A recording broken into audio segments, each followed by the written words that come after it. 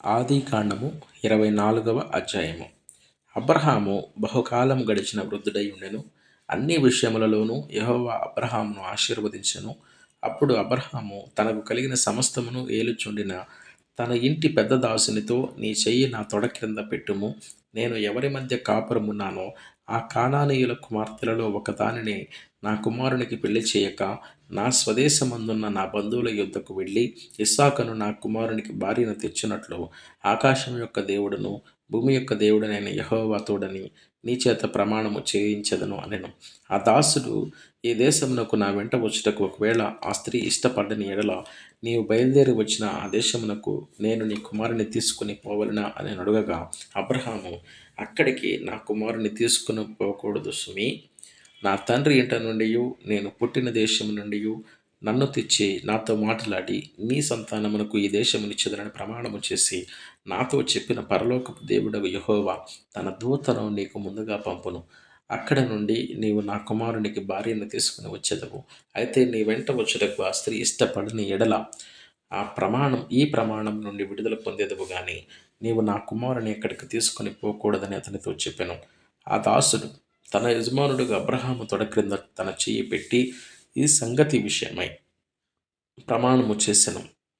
అతడు తన యజమానుని ఒంటెలలో 10 ఒంటెలను, తన యజమానుని ఆస్తిలో శ్రేష్టమైన నానా విధములకు వస్తువులను తీసుకుని పోయెను.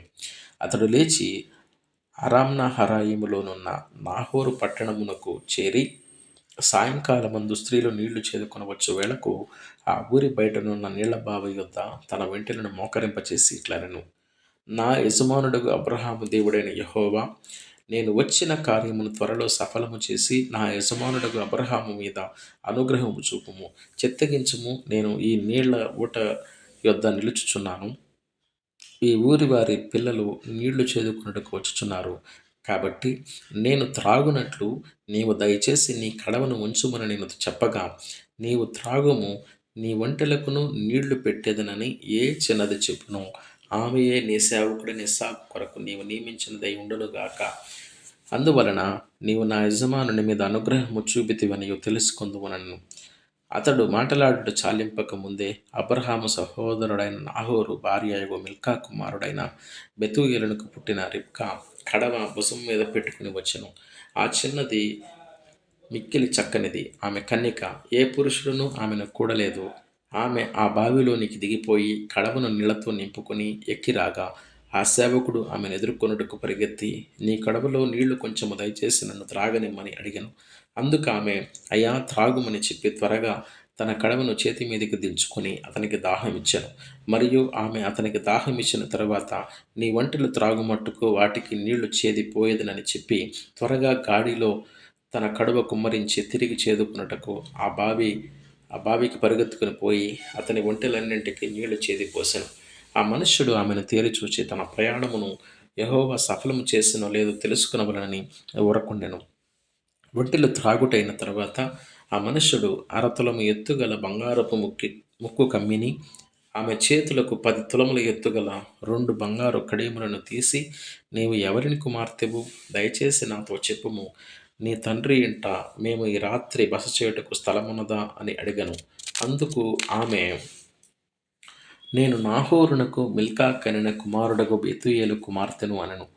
మరియు ఆమె, మా యొద్ద చాలా గడ్డియు మేతయు రాత్రి బస చేయుటకు స్థలమును ఉన్నవి అనగా, ఆ మనుష్యుడు తన తల వంచి యెహోవాకు మ్రొక్కి, అబ్రహామును నా యజమానుని దేవుడైన యెహోవా స్తుతింపబడునుగాక. ఆయన నా యజమానునికి తన కృపను తన సత్యమును చూపుట మానలేదు. నేను త్రోవలో ఉండగానే యెహోవా నా యజమానుని బంధువుల ఇంటికి నన్ను నడిపించెను అనెను. అంతటా ఆ చిన్నది పరిగెత్తుకుని పోయి ఈ మాటలు తన తల్లి ఇంటివారికి తెలిపెను. రిబ్కాకు లాబాను అను ఒక సహోదరుడు ఉండెను. అప్పుడు లాబాను ఆ బావి యొద్ద వెలుపటనున్న ఆ మనుషుని యొద్దకు పరిగెత్తుకుని పోయెను. అతడు ఆ ముక్కు కమ్మీని, తన సహోదరి చేతులనున్న ఆ కడియములను చూచి, ఆ మనుష్యుడు ఇలాగు నాతో మాట్లాడినని తన సహోదరి అయిన రిబ్కా చెప్పిన మాటలు విని ఆ మనుషుని యొద్దకు వచ్చెను.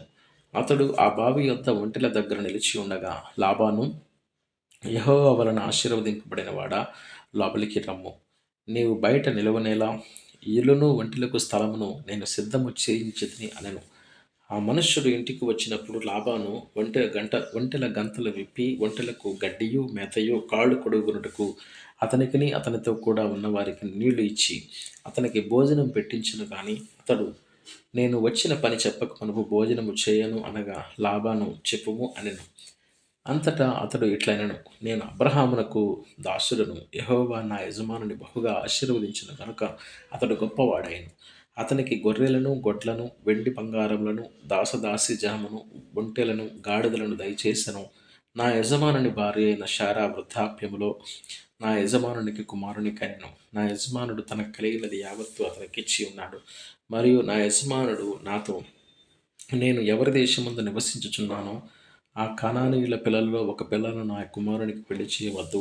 అయితే నా తండ్రి ఇంటికి నా వంశస్థుల యొద్దకును వెళ్ళి నా కుమారునికి పెళ్లి చేయుటకు ఒక పిల్లను తీసుకుని రావాలని నా చేత ప్రమాణము చేయించాను. అప్పుడు నేను నా యజమానునితో ఆ స్త్రీ నా వెంట రాదేమో అని చెప్పినందుకు అతడు, ఎవని సన్నిధిలో నేను జీవించుచున్నానో యెహోవా నీతో కూడా తన దూతను పంపి నీ ప్రయాణము సఫలము చేయును కనుక నీవు నా వంశస్థులలో నా తండ్రి ఇంటి నుండి నా కుమారునికి భార్యను తీసుకుని వచ్చెదవు. నీవు నా వంశస్థుల యొద్దకు వెళితివా? ఈ ప్రమాణం విషయంలో నీకు బాధ్యత ఉండదు. వారు ఆమెను ఇయ్యని ఎడల కూడా ఈ ప్రమాణం విషయంలో నీకు బాధ్యత ఉండదని చెప్పాను. నేను నేడు ఆ బావి యొద్దకు వచ్చి అబ్రహామును నా యజమానుని దేవుడైన యెహోవా నా ప్రయాణమును నీవు సఫలం చేసిన ఎడల నేను ఈ నీళ్ల బావి యొద్ద నిలిచి ఉండగా నీళ్లు చేదుకొనుటకు వచ్చిన చిన్నదానితో నేను నీవు దయచేసి నీ కడవలో కొంచెము నీళ్లు నన్ను త్రాగనిమ్మని చెప్పుమన్నప్పుడు నీవు త్రాగుము, నీ ఒంటెనకును చేదిపోయేదనని యువతి చెప్పును. ఆమెయే నా యజమానుని కుమారునికి యెహోవా నియమించిన పిల్లయ్య ఉండునుగా అని మనవి చేసుకుంటుని. నేను నా హృదయములో అటులు అనుకున్నట చాలింపక ముందే రెబ్కా భుజం మీద తన కడవను పెట్టుకుని వచ్చి ఆ బావిలోనికి దిగిపోయి నీళ్లు చేదుకొని వచ్చాను. అప్పుడు నాకు దాహమిమ్మని నేను ఆమెను అడుగగా ఆమె త్వరగా తన కడవను దించి త్రాగుము, నీ ఒంటెలకు నీళ్లు పెట్టెదనని చెప్పాను. గనుక నేను త్రాగితిని, ఆమె ఒంటెలకును నీళ్లు పెట్టెను. అప్పుడు నేను, నీవు ఎవరి కుమార్తెవని అడిగినందుకు ఆమె మిల్కా నాహోరునకు కనిన కుమారుడకు బెతూయేలు కుమార్తెనని చెప్పినప్పుడు నేను ఆమెను ముక్కుకు కమ్మియును ఆమె చేతులకు కడియములను పెట్టి నా తల వంచి యెహోవాకు మ్రొక్కి అబ్రహామును నా యజమానుని దేవుడైన యెహోవాను స్తోత్రము చేసేదని, ఏలయనగా ఆయన నా యజమానుని యొక్క సహోదరుని కుమార్తెను అని అతని కుమారునికి తీసుకున్నట్లు సరైన మార్గమందు నన్ను నడిపించాను. కాబట్టి నా యజమానుని ఎడల మీరు దయను నమ్మకమును కనపరిచిన ఎడల అది అయినను నాకు తెలియజెప్పుడి, లేని ఎడల అది అయినను తెలియజెప్పుడి. అప్పుడు నేను ఎటు పోవలనో అటు పోయేదనగా లాబానును బెతూయేలును, ఇది యెహోవా వలన జరిగిన కార్యము, మేమైతే అవునని గాని కాదని గాని చెప్పజాలము. ఇదిగో రెబ్కా నీ ఎదుట ఉన్నది, ఆమెను తీసుకుని పొమ్ము. యెహోవా సెలవిచ్చిన ప్రకారము ఈమె నీ యజమానుని కుమారునికి భార్య అగునుగాక అని ఉత్తరమిచ్చిరి. అబ్రహాము సేవకుడు వారి మాటలు విని యెహోవాకు సాష్టాంగ నమస్కారము చేశాను. తర్వాత ఆ సేవకుడు వెండి నగలను బంగారు నగలను వస్త్రములను తీసి రెబ్కాకు ఇచ్చెను. మరియు అతడు ఆమె సహోదరునికిని తల్లికిని విలువగల వస్తువులు ఇచ్చెను. అతడును అతనితో కూడున్న మనుష్యులను అన్నపానములు పుచ్చుకొని అక్కడ రాత్రి అంతయు ఉండిరి. ఉదయమున వారు లేచినప్పుడు అతడు నా యజమానుని యొద్దకు నన్ను పంపించమని చెప్పగా ఆమె సహోదరుడును ఆమె తల్లియు ఆ చిన్నదాన్ని 10 దినములనైనను మా యొద్ద ఉండనిమ్ము, ఆ తర్వాత ఆమె వెళ్ళవచ్చునన్నది. అప్పుడు అతడు, యెహోవా నా ప్రయాణమును సఫలము చేసిన గనుక నన్ను తడువు కానియక నన్ను పంపించుడి, నా యజమానుని యొద్దకు వెళ్ళేదనని చెప్పినప్పుడు వారు ఆ చిన్నదానిని పిలిచి ఆమె ఏమననో తెలుసుకుందామని చెప్పుకొని రెబ్కాను పిలిచి ఆ మనుషులతో కూడా వెళ్ళెదవా అని ఆమెను అడిగినప్పుడు వెళ్ళెదను అనెను. కాబట్టి వారు తమ సహోదరి అయిన రెబ్కాను ఆమె దాదైని అబ్రహాము సేవకుని అతనితో కూడా వచ్చిన మనుషులను సాగనంపినప్పుడు వారు రెబ్కాతో, మా సహోదరి, నీవు వేలకు తల్లివగుదువుగాక, నీ సంతతి వారు తమ పగవారి గవిని స్వాధీనపరచుకుందరుగాక అని ఆమెను దీవింపగా రెబ్కాయు ఆమె పనికత్తులను లేచి ఒంటెలనెక్కి ఆ మనుష్యుని వెంబడి వెళ్ళిరి. అటులో ఆ సేవకుడు రెబ్కాను తోడుకుని పోయాను. ఇస్సాకు బెయేర్ లహాయరు ఈ మార్గమున వచ్చి దక్షిణ దేశమందు కాపురముండెను. సాయంకాలమున ఇస్సాకు పొలములో ధ్యానింప బయలు వెళ్ళి కన్నులెత్తి చూచినప్పుడు ఒంటెలు వచ్చుచుండెను. రెబ్కా కనులెత్తి ఇస్సాకును చూచి ఒంటె మీద నుండి దిగి మనలను ఎదుర్కొనుటకు పొలంలో నడుచుచున్న ఆ మనుష్యుడు ఎవరని దాసుని అడగగా అతడు ఇతడు నా యజమానుడని చెప్పెను. కనుక ఆమె ముసుగు వేసుకొనెను. అప్పుడు ఆ దాసుడు తాను చేసిన కార్యములన్నీ ఇస్సాకుకు వివరించి చెప్పెను. ఇస్సాకు తల్లి అయిన శారా గుడారములోనికి ఆమెను తీసుకుని పోయెను. అట్లు అతడు రిబ్కాను పరిగ్రహింపగా ఆమె అతనికి భార్య ఆయెను. అతడు ఆమెను ప్రేమించెను. అప్పుడు ఇస్సాకు తన తల్లి విషయమై దుఃఖ నివారణ పొందెను.